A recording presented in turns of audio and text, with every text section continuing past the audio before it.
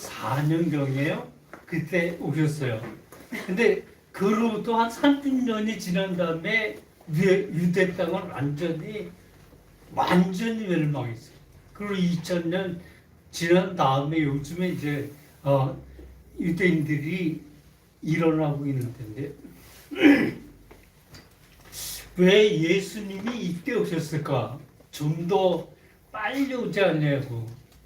그것은 예수님이 유대인의 그 구원자로서 오신 그들이 믿는 그리스도로 오신 게 아니라 우리 전 세계의 많은 사람들이 볼 수 있는 그런 예수 그리스도의 세계이기 때문에 그렇게 되었습니다. 어쨌든 오늘 본문 말씀 다시 한번 보죠. 너희 같이 한번 읽죠. 너희가 예루살렘이 군대들에게 에워싸이는 것을 보거든 그 멸망이 가까운 줄 알라. 예루살렘에 그 군대가 이렇게 그렇게 쌓인 것을 보거든 너희들이 멸망이 가까운 줄을 알라고 하셨습니다. 자, 이거 참 유대인들에게 있어서 이거 정말 정말 비참한 일들이 그곳에서 이루어졌다는 것을 우리는 압니다. 이 예언이 지금 예루살렘의 군대들에게 에워싸이는 것을 보거든 그 때가 언제냐면 AD 70년이에요. 그러니까 예수님이 30년에 오셨다 그 30년부터 말씀을 증거하셨더라도 지금 오늘 본문 말씀 이 말씀이 40년 뒤에 일어나는 그러한 일들입니다. 어쨌든 이게 지금 예수님의 이 예언이 66년에서 70년 사이에 그 유대가 로마에 반격했기 때문에 이런 반란을 일으켰기 때문에 일어나는 사건이죠. 이 전투로 인해서 이제 유대인들이 그렇게 완전히 멸망하는 거 아마 제가 이 말씀들은 여러 번 말씀을 드린 것 같아요. 오늘은 최종 결론으로 이 사람들이 이렇게 된 이유를 이제 말씀을 드리고자 합니다. 66년에 이 사람들이 반기를 드렸는데 66년에 반기를 든 것은 그들이 로마 군대하고 유대 사람들하고는 이건 그 군대 차이가 이건 뭐 차이라고 할 수도 없죠. 그건 엄청난 그런 군사력과 또 그들은 그 길들을 아주 엄청나게 잘 만들었어요. 그들이 그 길을 그렇게 잘 만들어서 얘기들이 이제 이 세상의 모든 길은 누구한테 예수님한테 모든 길은 로마로 향해서 간다는 것을 말씀하고 있습니다. 이 모든 길이 그렇게 로마로 향하여 간다. 이건 매우 중요한 것입니다. 매우 중요한데 고맙습니다.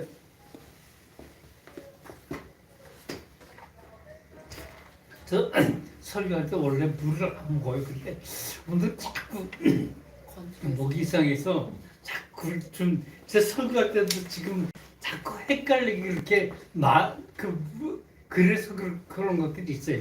어쨌든 이 일들 어쨌든 66년에 반기를 든 그 이유가 뭐냐면 그들과의 그 엄청난 차이 때 군사력 차이, 그 다음에 그 길들이 어쨌든 이 로마의 길들이 엄청 잘 닦여 있기 때문에 언제든지 속히 갑니다. 근데 이번에 이 길, 그게 소용이 없어졌죠. 왜냐하면 그 로마에 큰 일이 벌어졌어요. 이 AD 66년에 이 사람들이 반기를 드니까 70년에 베스토니아 금방 이름이 금방 생각하는데 베스토니아라고 하는 그 사람을 이제 장군을 해서 파견을 갔어요. 어쨌든 AD 67년에 이렇게 내려오는데 중간에 네로 황제가 죽어. 중간길에서 네로 황제가 죽으니까 그때 그 네로 황제가 죽으니까 어떻게 해야 될까? 이 베스파니아 장군이 아주 기다렸어요. 기다리는데 1년, 2년 정도 이렇게 기다렸는데 그동안에 로마에는 황제들이 계속 바뀌어요. 그 황제들이 계속 바뀌는데 어쨌든 세 명의 황제들이 바뀌는 것을 볼 수 있습니다. 이 세 명의 황제들 그 이름들을 써놓겠는데 지금 찾아내니까 잘 안 보이는데 어쨌든 이 사람들이 이렇게 그 황제가 바뀌니까 베스토니아 장군이 로마로 다시 돌아가요. 군대를 이끌고서 돌아가서 자기가 세 명의 황제들 이제 끝난 다음에 자기가 황제가 되고 그 군대들을 이끌어서 자기가 황제가 된 다음에 그 다음부터는 그 사람들이 이제 베스토니아 장군이 황제가 되고 70년에 자기 아들 티투스를 이제 8만 명을 엮어가지고 이제 유대 가서 진압하라고 하는 그런 명령을 내립니다. 어쨌든 이런 명령을 듣고서 이제 찾아오는 것이 이때 일어난 사건들입니다. 이제 티투스가 와서. 그런데 유대인들은 가만히 보니까 이거 하나님이 함께 하셨나 보다. 66년에 우리가 방귀를 들었는데 그들이 오다가 저렇게 멈춰서고 있는 거 보니까 하나님이 이제 완전히 우리 편이다 그렇게 생각했지만 결국은 티투스에게 멸망을 당하죠. 어쨌든 그 사건들이 이루어지는 길에도 고사에 어쨌든 그동안에 로마의 길이라고 하는 걸 제가 좀 이제 설명을 지금 빠뜨렸는데 로마의 길들이 그렇게 잘 돼 있는 걸 우리나라가 그런 것들을 배우게 돼요. 이 박정희 대통령이 처음 대통령이 된 다음에 어디를 갔냐면 독일을 갔어요. 바로 대통령 다음에 독일을 간 이유가 그 당시에 독일은 이제 라인강의 기적이라고 해서 아주 엄청난 경제력을 그들이 갖게 됐어요. 제1차 대전, 2차 대전 그 전쟁 그 군수금을 다 갖고 난 다음에도 엄청난 부를 그들이 축적하게 됩니다. 어쨌든 기술과 그 다음에 그 사람들도 나름의 독일 안에 모든 길들을 잘 만들어서 이렇게 할 수 있게끔 독일을 그렇게 한 것입니다. 그러니까 박정희가 그곳에 가니까 이제 물론 다른 많은 것들도 보여줬지만 제일 크게 여겼던 것이 그들이 말하는 것이 크게 얘기한 것이 길들이 잘 낫게. 그러니까 아무리 제품이 좋고 많은 것을 생각을 해도 길들이 나쁘면 이 길에서 완전히 아무것도 할 수가 없게 되죠. 그러니까 독일에서 배워본 게 제일 첫 번째가 길이었어요. 길을 닦는. 그러니까 와가지고 바로 그 길을 닦은 것이 경인고속도로예요. 경인고속도로를 어쨌든 경부고속. 아니 먼저는 경인고속도로가 먼저예요. 그 다음에 이제 조금 있다가 그 다음에 바로 그 다음에 경부고속도로를 이 경인고속도로를 만든 이유가 있어요. 그것은 구로공단 이 구로가 생각이 안 나. 구로공단에서 많은 제품들을 그때 했는데 그 제품들을 속히 고속도로를 통해서 속히 인천항으로 가져가려고 하는 그러한 일들이 있죠. 그 다음에 경부고속도로 이게 우리나라 최고의 발전할 수 있는 그러한 길이 되었죠. 모든 각 곳에 우리나라 전국에서 어디에서든 무엇을 만들고 그래도 이 경부고속도로 거기만 타면 서울로도 가까이 금방 올 수 있고 부산을 서울에서 만든 것들을 부산으로도 보낼 수 있고 이러한 길들이 된 그 경부고속도로 이 두 길이 우리나라를 엄청나게 그 자살을 그 일에 초안이 됩니다. 어쨌든 그렇게 되고 난 다음에 그거 하나만이 아니라 이제 많은 것들에서 뭐 새마을운동이라든지 뭐 여러 곳그 중에 제가 제일 그 감사하게 보는 건 산이에요.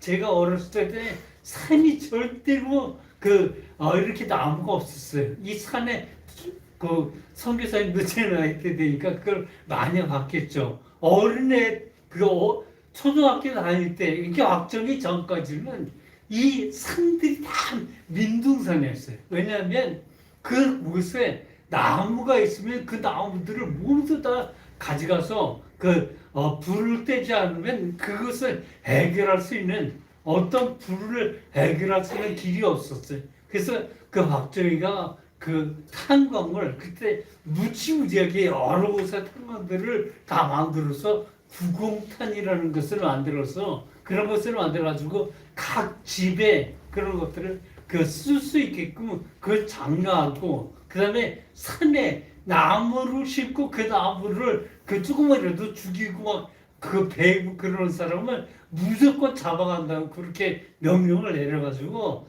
어쨌든 그렇게 하는 사람들이 없었어요. 그러니까 그 사람들이 불을 사용하는 구공탄만 있고 그 다음에는 그 사람들이 절대 나무를 쓰지 못했습니다. 어쨌든 이렇게 되어가지고 우리나라가 발전할 수 있는 걸 한번 볼 수 있고요. 어쨌든 이 서독도 그때 최고의 미국과 거의 견줄 만한 그러한 부를 축적하고 여러 가지를 그렇게 만들었다는 걸 다시 한번 이야기할 수 있고요. 어쨌든 그런 것들, 길도 그런 것들 이제 어쨌든 로마의 티투스 장군이 이곳에 쳐들어와서 이제 예루살렘을 바로 막 공격하고 그러면 좋을 텐데 그러지를 못하니까 그걸 에워싸서 고립을 시켜요. 이 고립 가운데 이루어진 일들이 이게 일 중에 하나 제일 그때 굉장한 충격을 받은 그러한 일들이 있는데 그건 제가 요세푸스가 쓴 유대 전쟁사에 쓰여진 그런 것들을 제가 좀 읽어드릴게요. 요세푸스가 그렇게 됐을 때 요단 건너편에 마리아라고 하는 여자가 자기 아이를 데리고 이제 예루살렘에 와요. 근데 예루살렘에 오자마자 이렇게 고립되니까 이 고립된 다음에 그 사람이 어떻게 합치를 못하고 결국 거기서 있다가 결국 강도들이 그러니까 한 6개월 되니까 먹이 다 떨어지니까 강도들이 엄청나게 막 생겨서 이 마리아 집에 오게 됐어요. 오는 것을 보고 그가 아기를 안고 옆구리를 끼고 와서 이제 아이에게 하는 말을 제가 글을 읽어드리겠습니다. 이 사람은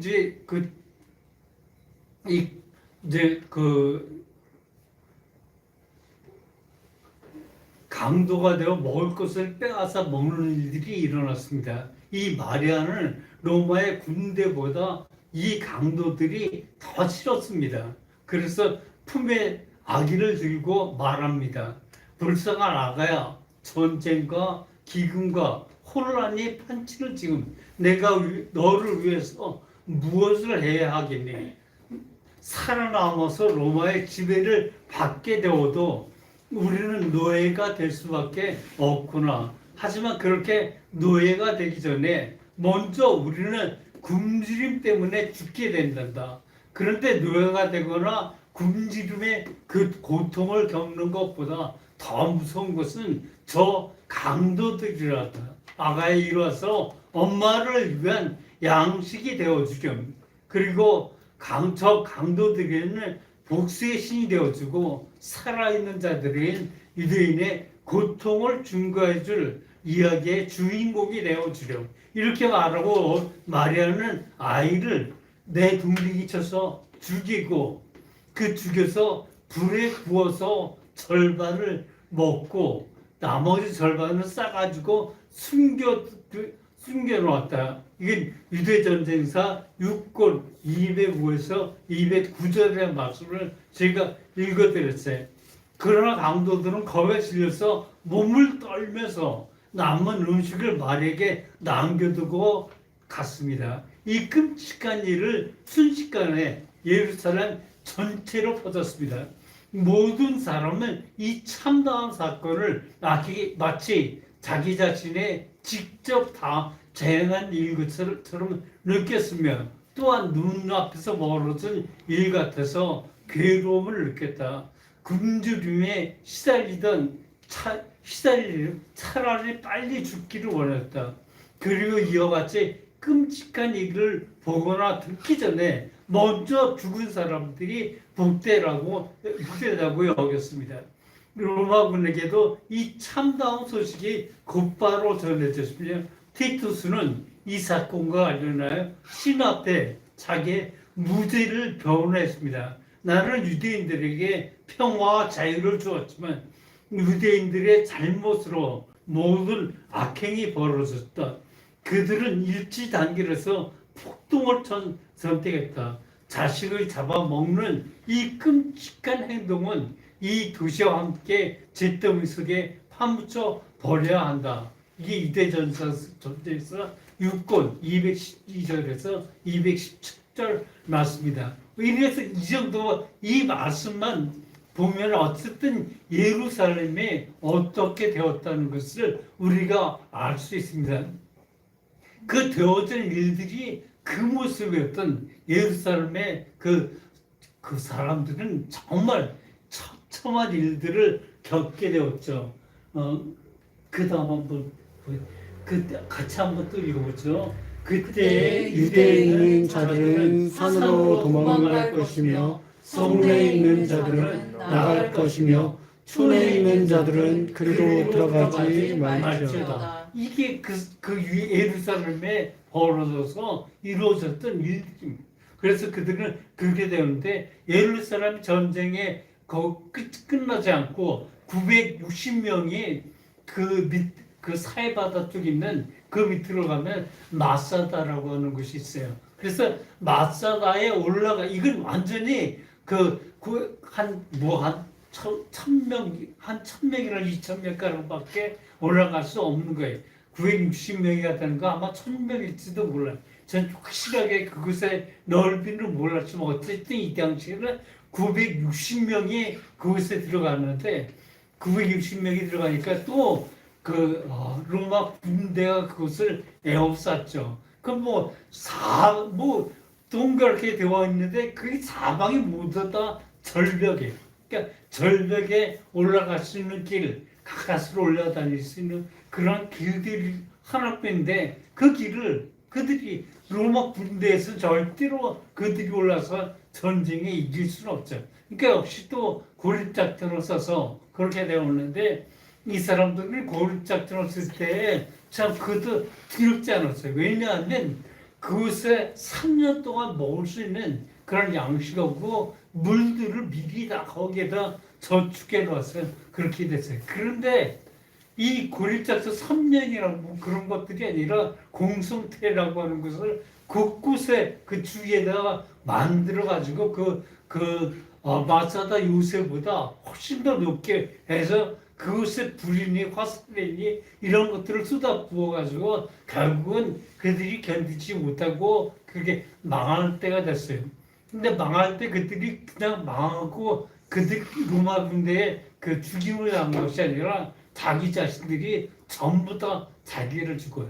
30명씩 한 조로 만들어가지고 그곳에 이제 제일 한 사람만 남겨서 그 한 사람이 모두 죽이고 자기가 자살하는 거. 그래서 960명이 그 안에서 모두 다 죽는데 딱 여자 2사람과 아이들 3명 이렇게 5명만 거기서 살아남아서 그들의 증언을 통해서 이렇게 일들이 벌어졌다는 것을 말해주고 있죠.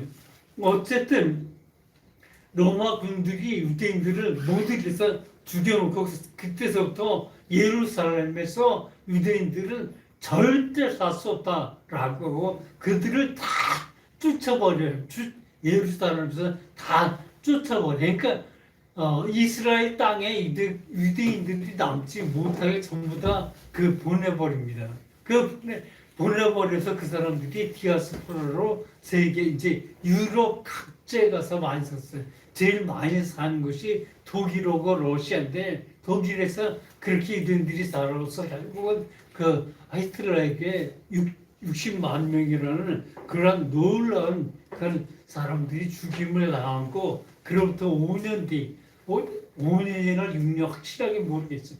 45년에 그 일본이 자기들이 항복했는데 독일은 그보다 2, 3년 전 확실한 거 몰라도 한 3년 전에 43년. 예, 43년. 그러니까 2년 전이죠. 2년 전에 완전히 그들은 먼저 망해요. 그러니까 그들이 그렇게 해서 그 독일이 그렇게 되어지고 난 다음에 독일로 이제 많은 유대인들이 들어갔고 러시아에서 많은 사람들이 살아가 결국 60만 명이라는 그런 많은 사람들이 독일에 있었기 때문에 독일에만 있는 것이 아니라 여러 나라들의 유대인들은 다 그 붙잡아서 거기에 가서 이제 멸망하겠지만 어쨌든 이게 또 독일이 아니라 폴란드에서 죽죠. 폴란드 수용소에 다 가둬놓고 그 죽인 장소는 독일이 아니라 폴란드예요. 그러니까 폴란드에서 근무하는 유대인들이 그곳에서 60만 명이라는 그런 사람들이 죽죠. 자, 사도행전 4장 32절로 한 10장 보고 한번 같이 읽겠습니다. 믿는 무리가 한 마음과 한 뜻이 되어 모든 물건을 서로 통용하고 자기 재물을 조금이라도 자기 것이라 하는 이가 하나도 없다. 사도들이 큰 권능으로 주 예수의 부활을 증언하니 우리가 큰 은혜를 받아 그 중에 가난한 사람이 없으니 이는 밭과 집 있는 자는 팔아 그 판 것의 값을 가져다가 사도들의 발 앞에 두매 그들이 각 사람의 필요를 따라 나누어 주니라. 그러므로에서 난 레위족 사람이 있으니 이름은 요셉이라. 사도들이 걸어 바나바라 번역하면 위로의 아들이라 하니 그가 밭이 있음에 팔아 그 값을 가지고 사도들의 발 앞에 드리라. 자, 이것은 이제 이 멸망하기 바로 전이에요. 그러니까 그때 그렇게 흉한 일들이 많이 벌어지면서 그 사람들도 그런 생각을 했어요. 이거는 우리는 이제 어쨌든 이 로마군에게 결국은 멸망당할 거다라고 하는 그런 생각을 예수님이 먼저 한 그런 아까 전에 말했던 그 누가복음에 있는 그 말씀 때문에 그 사람들은 이제 예수 믿는 사람들이 이렇게 했어요. 이렇게 하는 것이 그들이 그렇게 될 것을 알아서 전쟁 나면 다 자기들이 돈 있는 거 그거 아무것도 없죠. 필요 없죠. 땅이요? 땅도 다 자기 것들이 아니죠. 그러니까 이 돈과 땅 이런 모든 것들을 팔아가지고 그 사람들이 함께 공동 생활을 했습니다.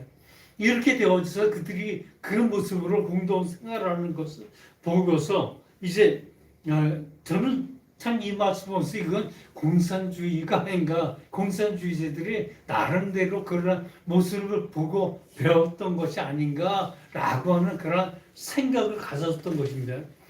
어쨌든 이 공동 생활했다고 하는 그런 생각을 가질 때 사실 그들은 그렇지 않죠. 어떤 물건을 사서 평화롭게 살려고 한 것이 아니라 그 마음에 예수 믿는 마음이 가득하고 또 모여서 함께 그렇게 살자고 하는 여러 배경들이 그렇게 할 수밖에 없었던 것을 봅니다. 어쨌든 그들이 이렇게 한 것을 보고서 이제 이단들이 이것을 보고서 이걸 따라한다라고 해서 내가 이제 제일 먼저 아는 사람이 박태선이에요.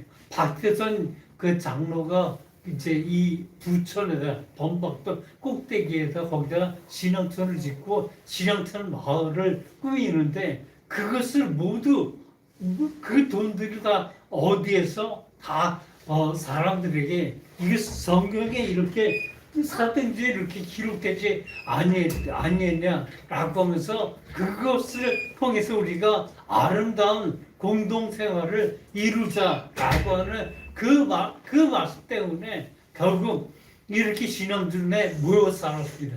근데 그들이 돈을 팔아서 박태선 장로에게 어쨌든 그들 손아귀에 다 들어가고 그들이 받은 것은 쪽방 하나, 방 하나하고 부엌인데 이게 적어도 너무 적어. 제가 이 범박동 옆에 외가댁이 있어가지고 그곳에 이제 갈 때는 저기 부천역에서 북부에서 내려서 걸어서 범박동을 넘어서 거기서 가가지고 며칠씩 있고 그랬었는데 그곳에 갈 때 제일 보게 되는 게 처참한 그들의 생활이에요.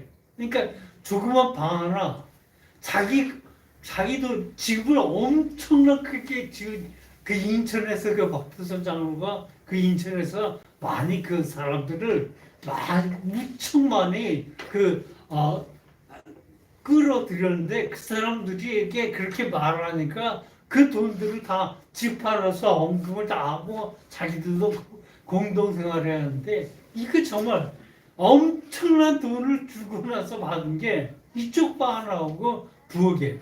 근데 그 부엌이라고 하는 그 방제 한 두세 배까지 그 방이었는데 그 조그만 부엌.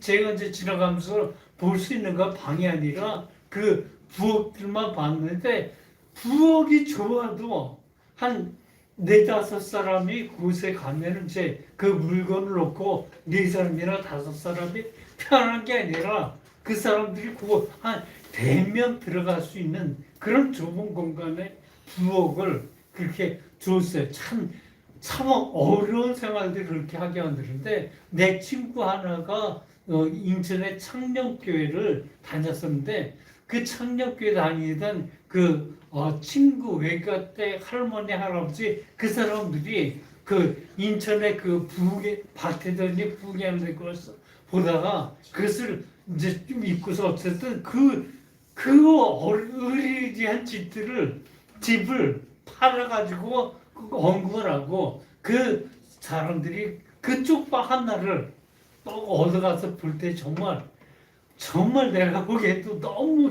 이게 사는 그 사람들이 너무 불쌍한 그런 모습을 봅니다.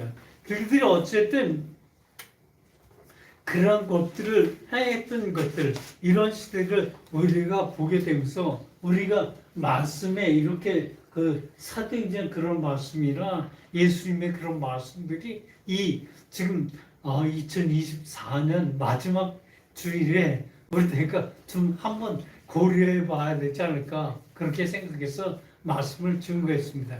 기도합니다.